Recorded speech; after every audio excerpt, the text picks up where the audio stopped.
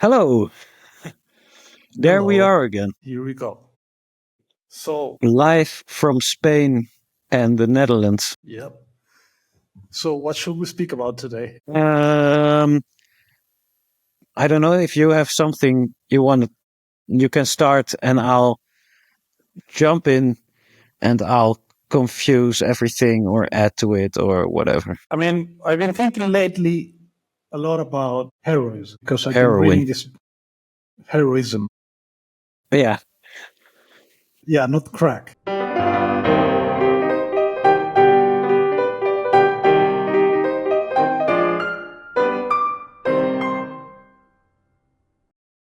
I've been reading this book from Thomas Carlyle about heroism, and he speaks about different people that he considered heroes, and he speaks about kind of like the essence of heroism. Even though these people are different, in the sense some were prophets, some were poets, some were mythological uh, beings, if you will. Some are kings, etc. But Okay. he speaks a bit about the essence of heroism, and I thought it was really, really, really interesting because he basically goes on and on about that the essence of heroism is basically sincerity and innocence. I could add. I'm not sure if he uses the term innocence. I think he does, but At I would least add that so certainly. you interpret it also as innocence. Yes, Yeah. because there's a lot of.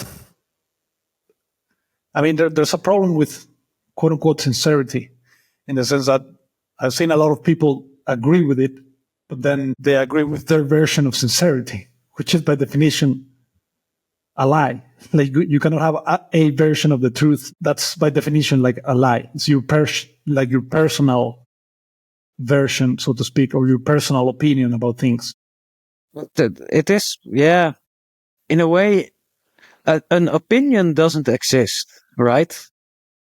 But it is possible to have a sort of personal flavor to the truth, right?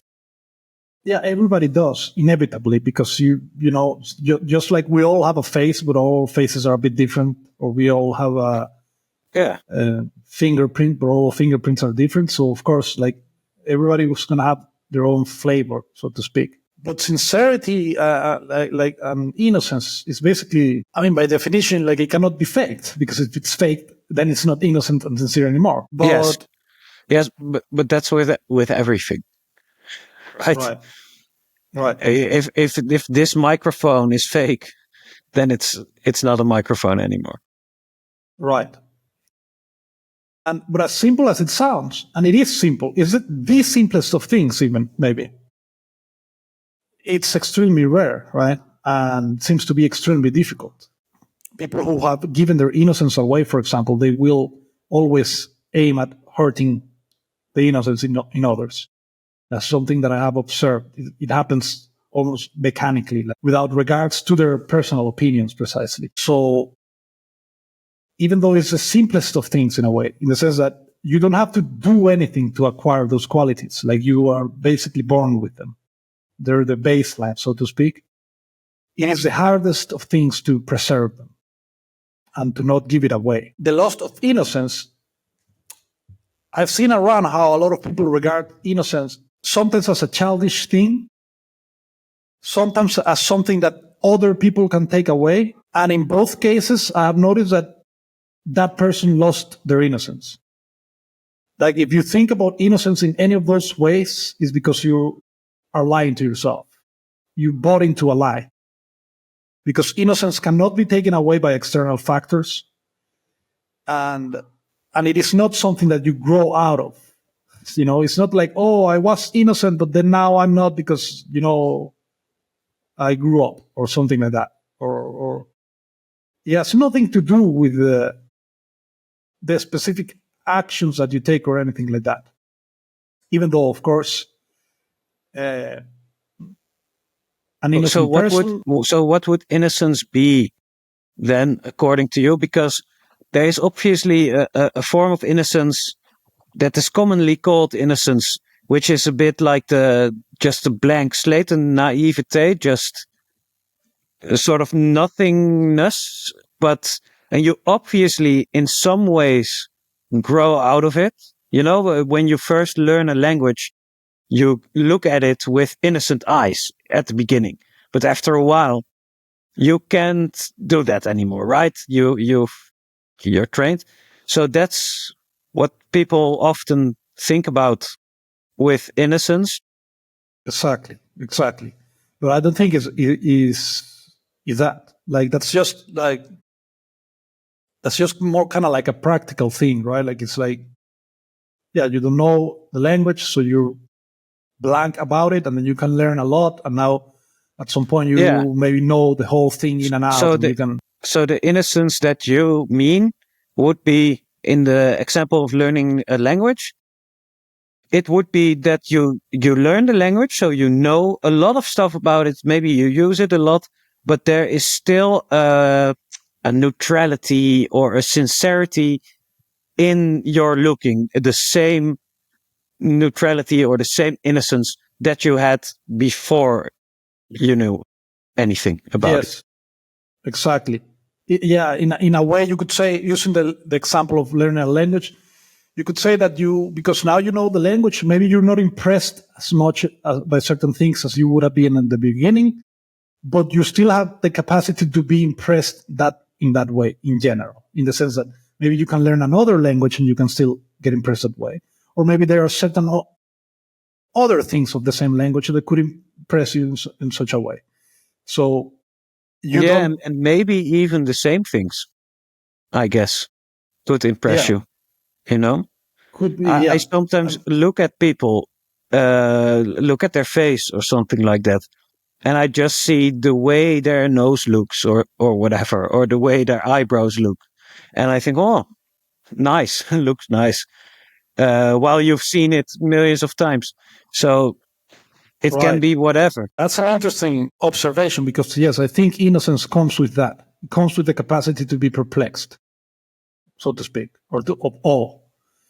Uh, which brings me to something that I wanted to say about it. That I think innocence is pretty much, let's call it, the state of beings, for lack of a better term, in which you are in touch with God, basically, so to speak, or that you have, quote unquote, the true God.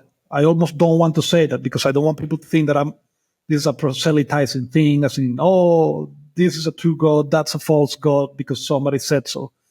But more like, and that's why you have the capacity of awe, right? It's, in a way, you are like a child, but not childish, not in the negative way, but it's like you're capable of looking at the world and still be like, oh wow, isn't that amazing and surprising, even if I don't understand it. So interestingly enough, there's a type of fearlessness in innocence, because you don't need to have control of things, you don't need to understand how things work, but you still can enjoy them and be perplexed by it. And paradoxically, that leads to the actual understanding of things, which is not the type of understanding that is common nowadays, which is basically just nerdism, which is basically like, yeah, we have to do this or that because there's some numbers on a graph. You know,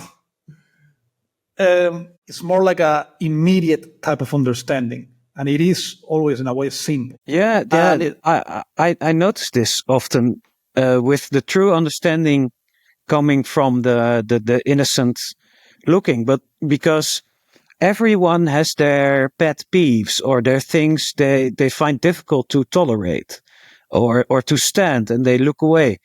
And these things, they keep their influence over you. When you try to escape from them, you try to run away, but week after week, month after month, year after year, they still hit you or hurt you, and you think, fuck again, why?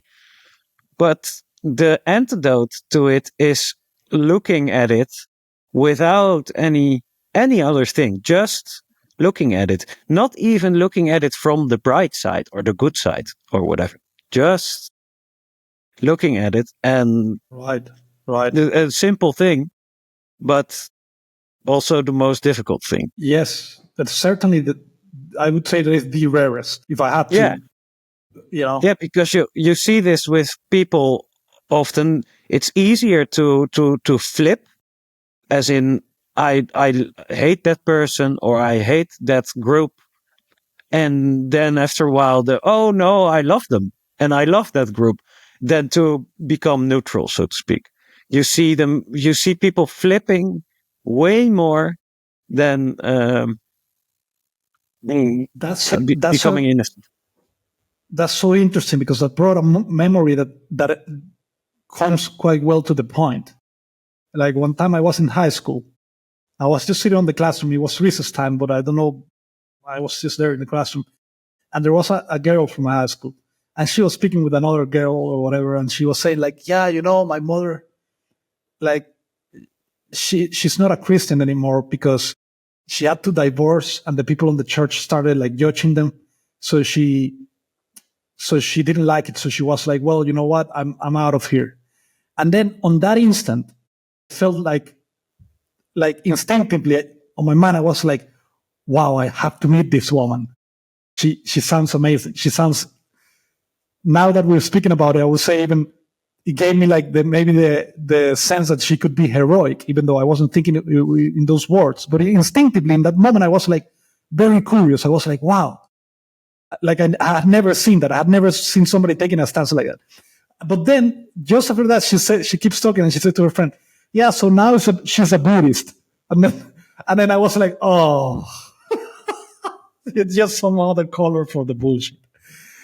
I don't know, of course, for certain. I never met her, so who knows what's there.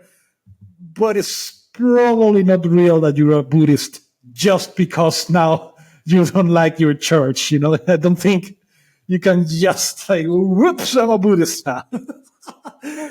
So Yeah, I hear you very loud and sort of distorted when you're close, but when you're more back, okay, I hear you more okay, clearly.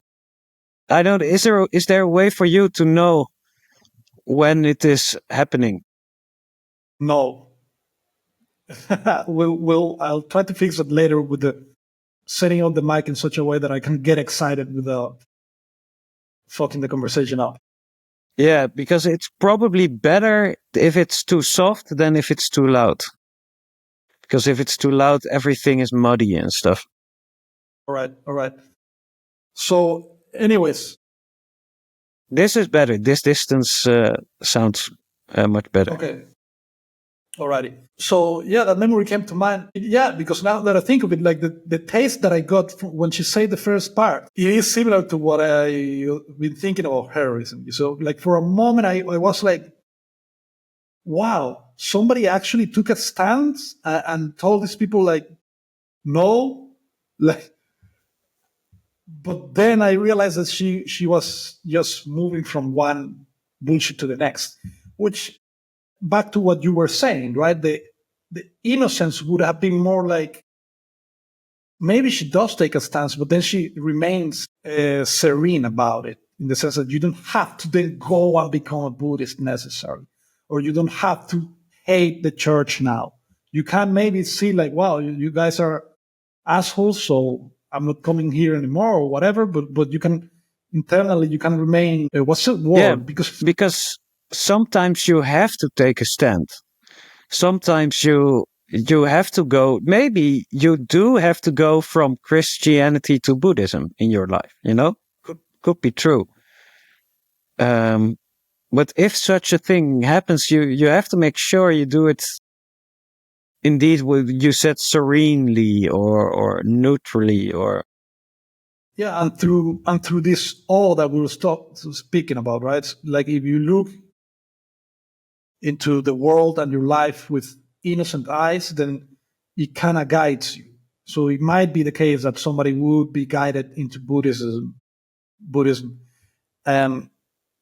or not, or whatever. But the loss of innocence, it is, I think, the same as hubris. It is when you try to control things, like when you try to put your hands in that which is not simply like a computable problem, so to speak. It's not simply like a practical problem. Like the problem is not whether you are Christian or Buddhist. That's not the problem, right? The problem might be anything in your life, but it's like if you look at things with innocent eyes, then the truth kind of reveals the path. And if you don't, then you Even create this. Yeah. oh, sorry. No, continue.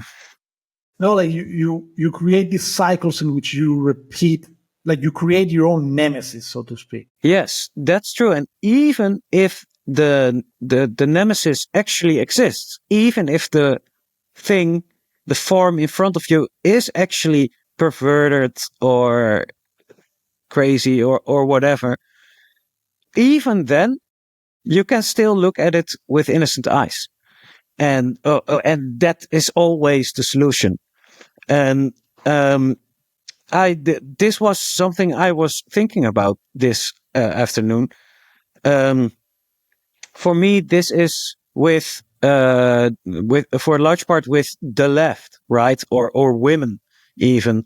I've had very negative, distorted experience, which are not representative of that group.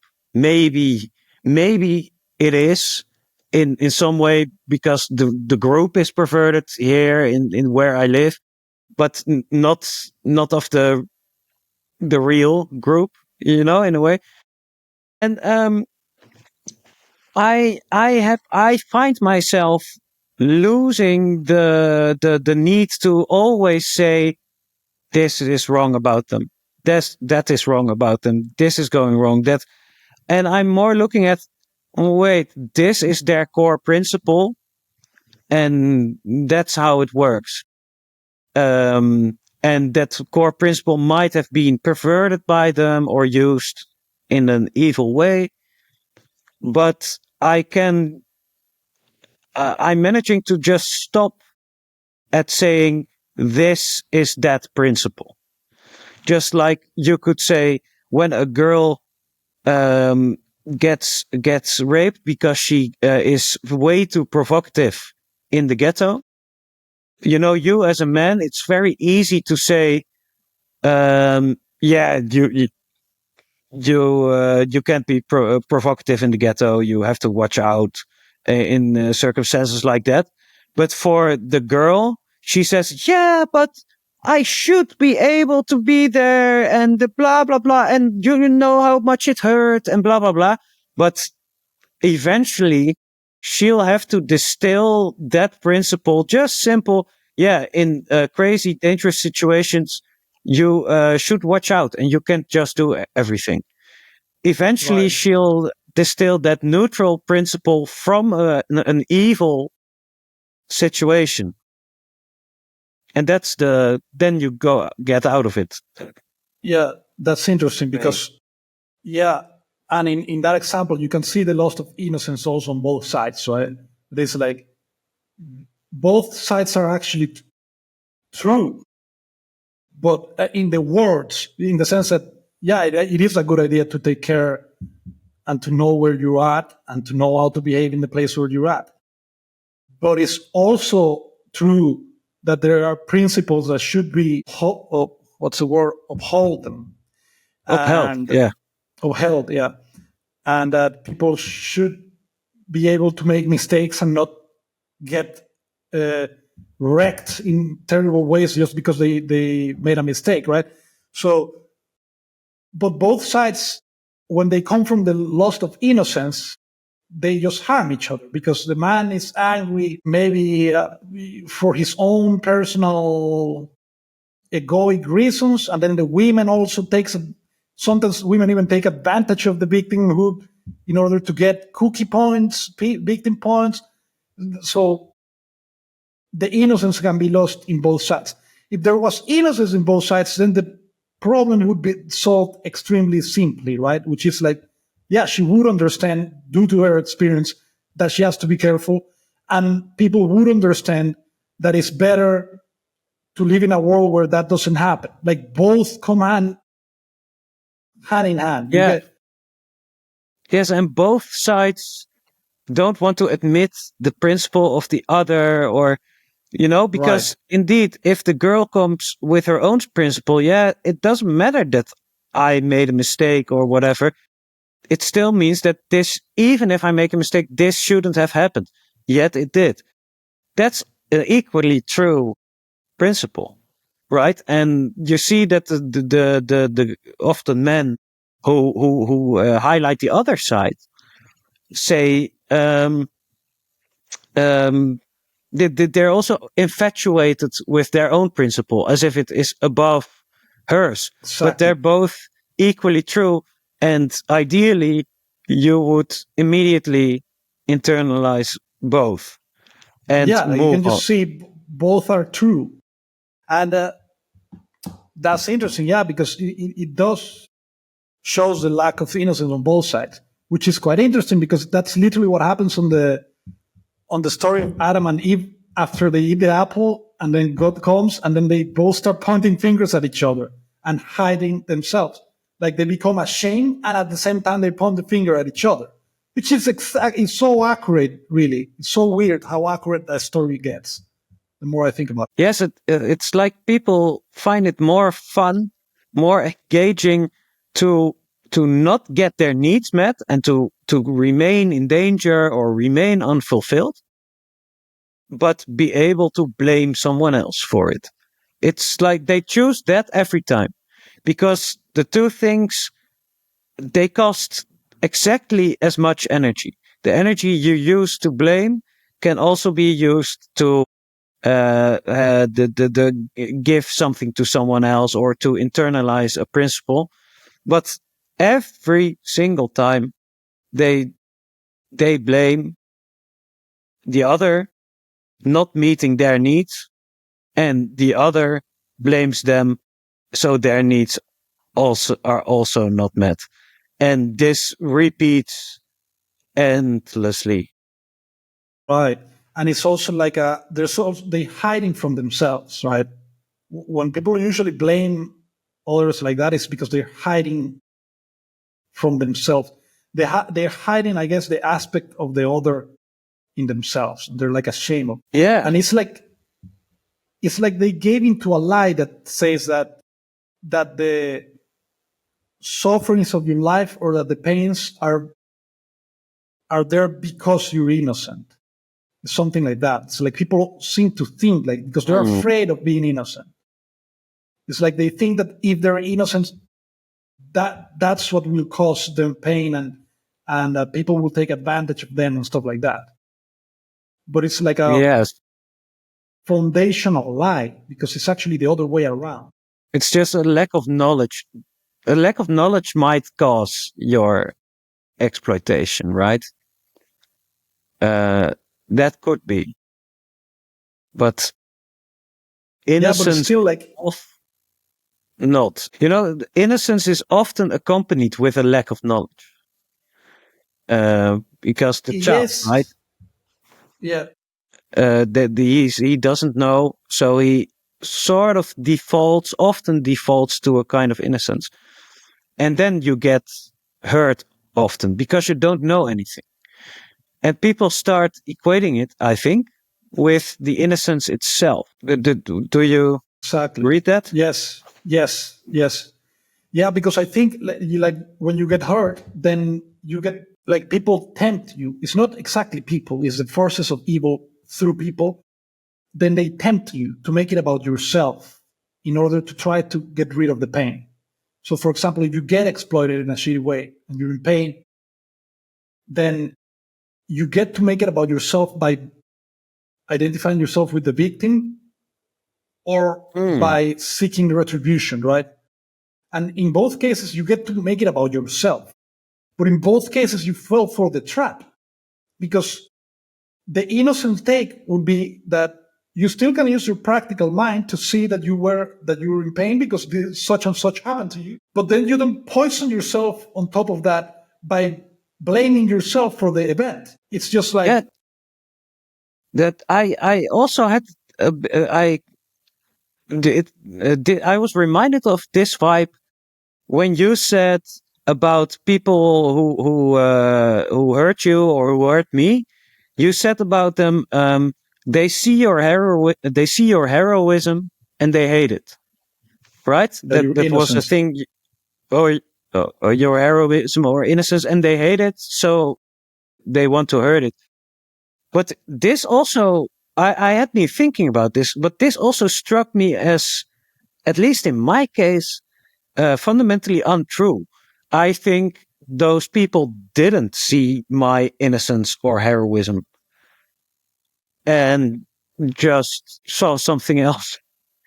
And that was also not really there. But I also got a little bit of those vibes.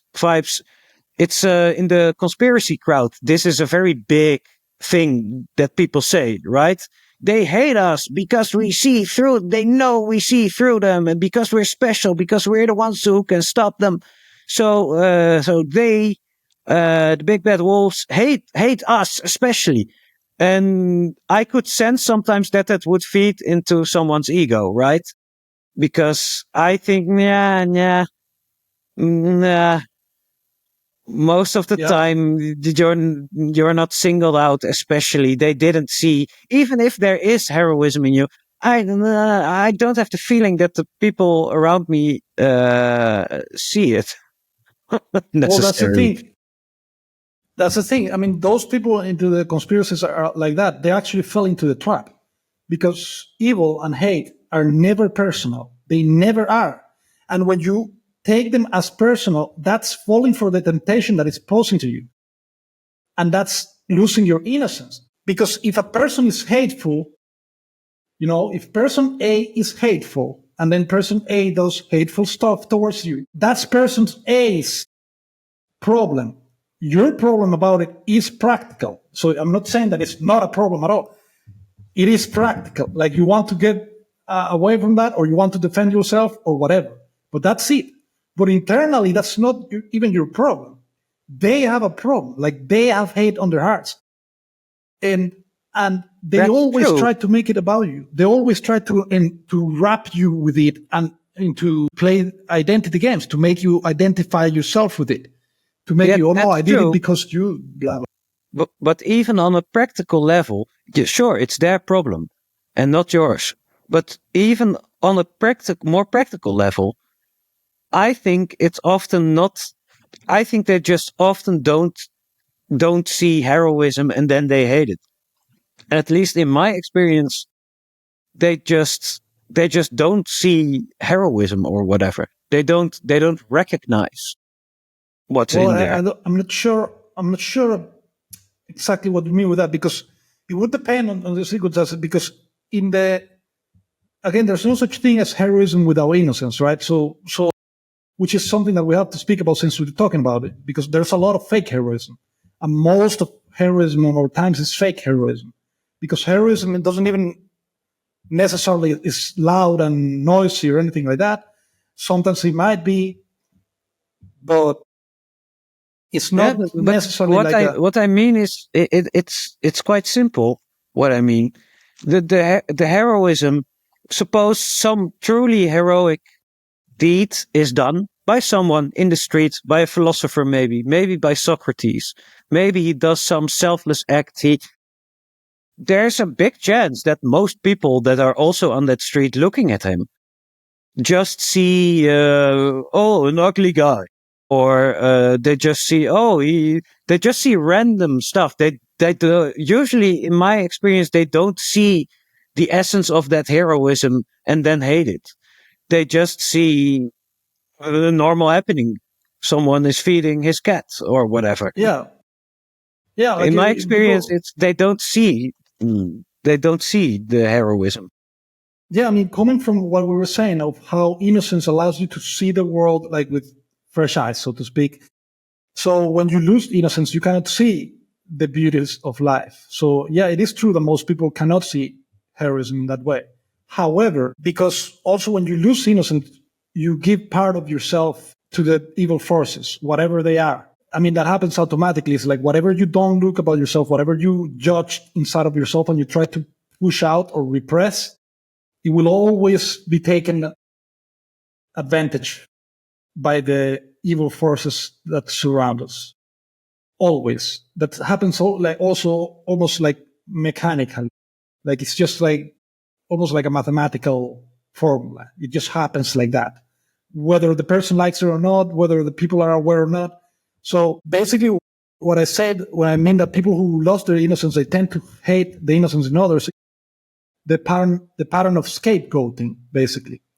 It is like that. And the most accurate description of what happens or the process by which those who have given their innocence away hate the innocence in others is this quote. I don't remember who said it. Maybe it was Mahatma Gandhi, but maybe not. I don't remember. But it said like, first they ignore you, then they laugh at you, then they hate you, and then you win. Really kind of funny in a way, but really very true. Like that's very true. In the sense that first they will ignore it, but if the act of heroism or the whatever it is would start gathering momentum, then the rest of the process will happen too. They will ridiculize it, and if ridiculizing it doesn't work, then they would attack it, and if attacking doesn't work, then what happens then? Yeah. I have a feeling that collectively we are in the ignoring phase. Still, Well, in my experience, we are in a very long, boring ignoring phase. They don't even make fun of it. I mean, collectively, the modern world, I describe it as, like, technically speaking, as pathetic, as in the contrary of the heroic. So I'm not even saying that as an insult. But by and large, our modern world is utterly pathetic. Like, there's people just are barely there. Like, it's just fucking boring, honestly. Like, everything is just super boring. Like, nobody speaks with sincerity. There's no innocence almost to be found. And the innocence that we're talking about here is what I mean, the innocence that is the essence of heroism, not the innocence that people pretend that it's innocence, that it's just weird naivety, especially women now that they're trying to be feminine, which is already implies a loss of innocence because you cannot try to be feminine or masculine or anything like that for that matter. So, and since men also lost their innocence, so they're also nerds about their relationship with the other sex and stuff. So they say stuff like, yeah, I want a woman who's innocent or what, blah, blah, blah. And I find it sadly hilarious because it's like most men couldn't recognize that because they aren't, because they also gave their innocence away, right? But innocence is not based on the specific practical stuff. So, for example, a lot of people's in churches, they think that they're innocent because they haven't done this or that, or because they do this, blah, blah, blah. But it has nothing to do with that. Like, it is I don't know what to call it, like a state of being inside of yourself or something like that. That then from there, then the right action also stems from, right? But it is an order. It's like, first you are innocent, actually innocent, and then sure, that may have an impact on the way you behave, especially if you return to it, right? If you lost it and then you return to it, yeah, of course, you probably won't do certain things, blah, blah, blah. But it's not localized in any particular set of actions. So the nerd mentality that is the norm in our modern world, because when I use the word nerd, I'm not referring to the weird kid in high school or something like that. Or I'm also not referring to now they try to make it cool, like, oh, wow, I'm a science guy, so I'm a nerd, but they say it as if it's a good thing. I'm talking about like the lack of spirit or the lack of soul. Like, basically, weirdness became the norm. And in the modern world, like, it's just, people are actually robotic. So they do things like that. For example, they think innocence can be measured according to the certain actions that you do. or the things that you, in order to have a spiritual life, then you just take these certain actions. Like, oh yeah, I go to church 1 time a week, so that means I'm more spiritual because you only go one every month. And then this guy is even more spiritual because he goes 3 times. It's actually robotic. It's ridiculous in a way that is painful to watch almost. And where was I going with this? Yeah, I was also asking myself that. Heroism and I was going to innocence. connect it. Phil? Sorry, go ahead. Heroism and innocence. Were you going there? Yeah. Well, I forgot the connection back. But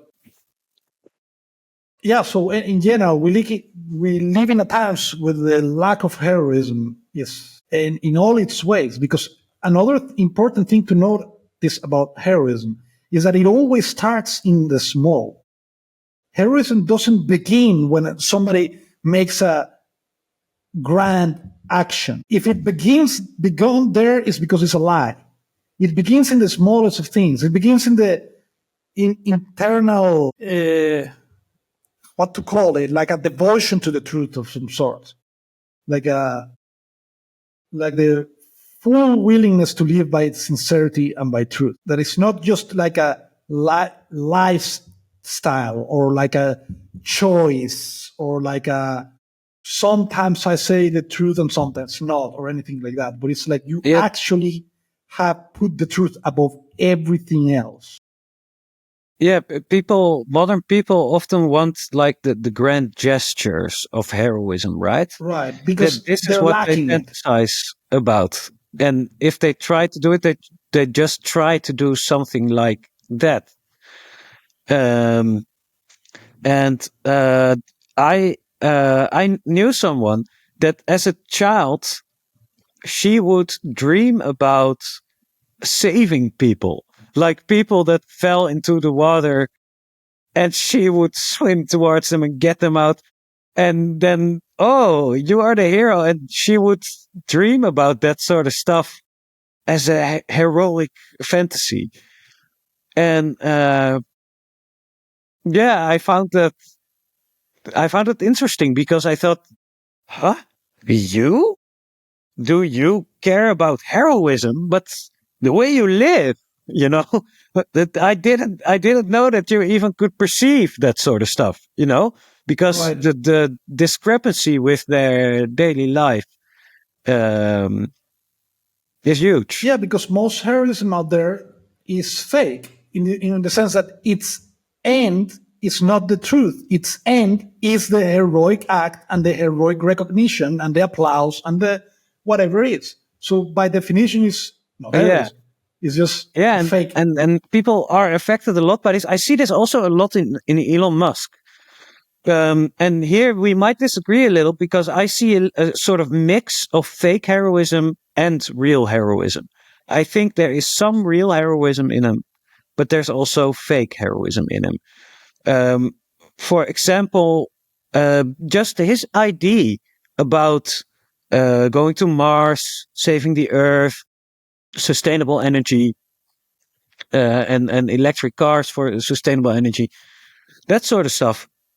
They didn't seem to me to be at all really the biggest problems, but they seem to be born out of a little bit of thinking about what are the biggest problems, and then he was a little impatient, and then he just called it a day and said, "Oh, this, because with this I can find the heroic. I can be perceived as heroic sooner."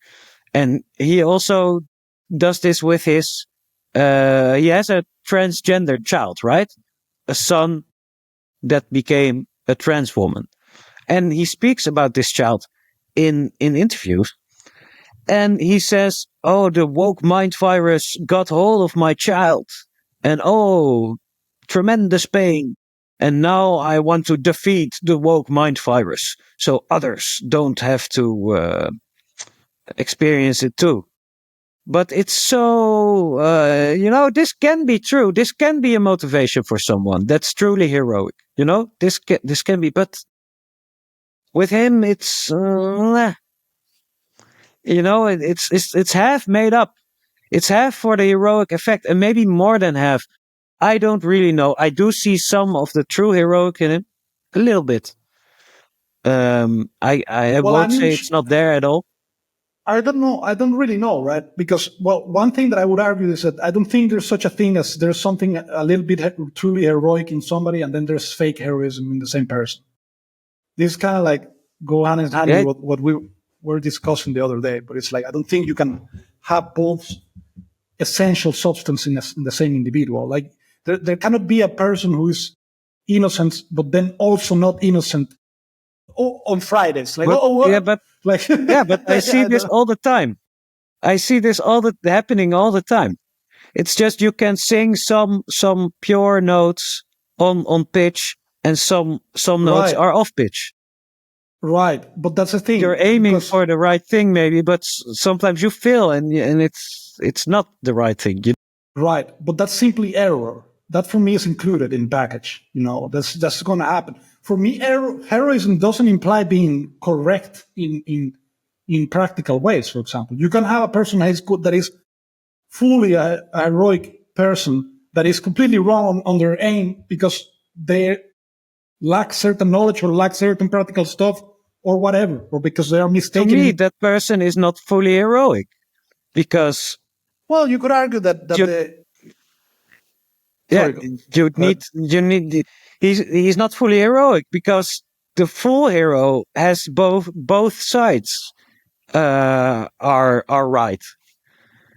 Right. You You could can argue maybe that have there's a full heroic mindset, or you can see this with woke, right? They have a empathy mindset and help the weak mindset, and I think in a lot of them, this essential mindset is okay, is innocent, so to speak, but they just go wrong very quickly. They just start empathizing with things that don't really exist, or they start creating things so they can empathize with it that don't need to be there. Um, then it's also not, in a way, it's true empathy. You're right, in a way, the true heroism, but from the left yeah, the left with through empathy. empathy. I took I've never empathy. seen that. No, you haven't seen that from the left. If True empathy from the left. you can see it so easily. You take a trans person and you put some white liberal women there, and the trans person describes their struggles, and the white liberal women will have a little of true empathy. But it's not They true. That's just fake. Most of the time, of how course, is there it can be, fake? I just of think course, they're mistaken in how they estimate that the situation really works. But how can you be how can you be mistaken in having empathy? Like empathy happens on its own. It's not something that you do. So you well, can't be mistaken, but because it's fake, yeah, because you're but trying to do it on your how own. does that square with the heroism you said? Because you say someone can be Well, heroic completely in his yes, essence or his mindset, and completely wrong about the practical. But you say in the with the left or with women, this this doesn't happen. This feels like a contradiction here. what So I mean is explain. that, yeah, yeah. What I mean is that self-conscious heroism is fake heroism, and true heroism is not trying to be heroic. True heroism is a state of affairs, and you actually put the truth above everything else. Now, there can be a progression in worldly ways and in practical ways. There are progressions of our, on our lives, right? In the sense that maybe you realize that you have to do something about such and such, and then you set out to do something about such and such, and maybe at the beginning your aim is completely wrong because you're lacking experience in that particular domain. So you might go on a wrong direction. But then the truly heroic person, as they're wrong, they're also correcting. So it does tend to gravitate towards also practical and worldly knowledge and correct course in the world. Yeah, So that's it true. tends to come together with that. If the heroic impulse is true on that level, then you will be able to adjust accordingly when you're wrong Exactly. in the world. Exactly. But That's it's why- still not finished to me. Yeah, I still wouldn't call it's it never true finished. heroism, probably. But If it's never if the finished. practical is not corresponding. I mean, yeah, you could say that it's not fully flourished. Maybe, I don't know, but it's like, because it's never finished. Also, like, you cannot say that, oh, it's finished. How Sometimes is it's finished. In what way do you think? Well, a person can fulfill his potential, right? Yeah, but that's And then that's it's the finished. thing. And What then you're took the him- Buddha sitting on a mountain. Yeah, but what took him to fulfill his potential is the realization that there's no ceiling. Like, there's always more virtue. You know. Now you could say that maybe some people reach such a height that they're, on practical terms, they're already there. They made it, so to speak. But those people know that they didn't. It's not just like that, because the moment you put a ceiling on it, and it's the moment that you're doing it, then you lower your aim and you make it a worldly aim, right? You're not aiming at the truth anymore. You're aiming now at a concrete thing, which, again, in practical terms, you might want to do that. In practical terms, you might be like, okay, I want to learn to speak this language because now blah, blah, blah. Okay? And then there's a moment in which you know enough of the language and you're done with that. Okay. But with something like heroism or innocence or virtue, there's no such a thing. Like, you have, because the moment you do that, then it's not the truth anymore what's at the top. Because now it's something that you can concretely measure or have an opinion about. But the truth is not like that. You see what I mean? So See in what that you mean. sense, Yeah.